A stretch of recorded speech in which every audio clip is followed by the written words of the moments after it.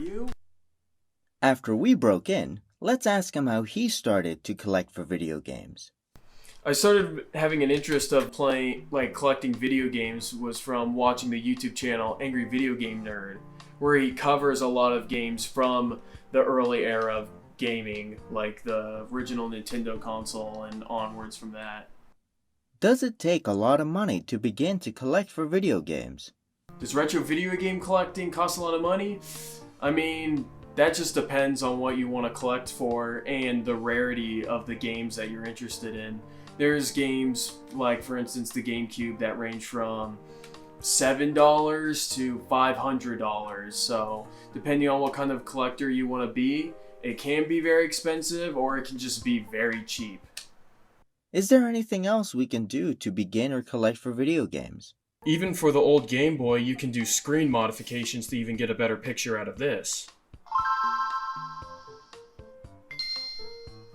And if you're interested in collecting games that never came to America, here's a device called the Wonder Swan. It's actually made by Gunpei Yokoi. He's the creator of the original Game Boy.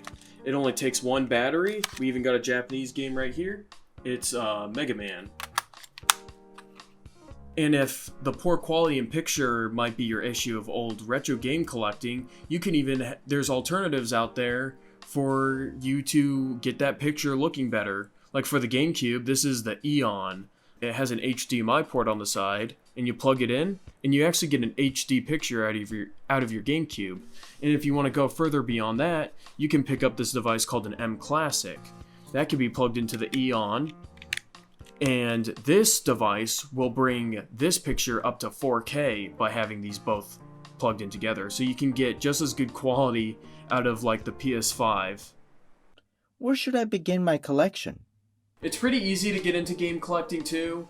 You just gotta think of a console that you might be nostalgic for. Like, I started collecting, I collect a lot of games for the GameCube because it's one of the consoles I grew up with.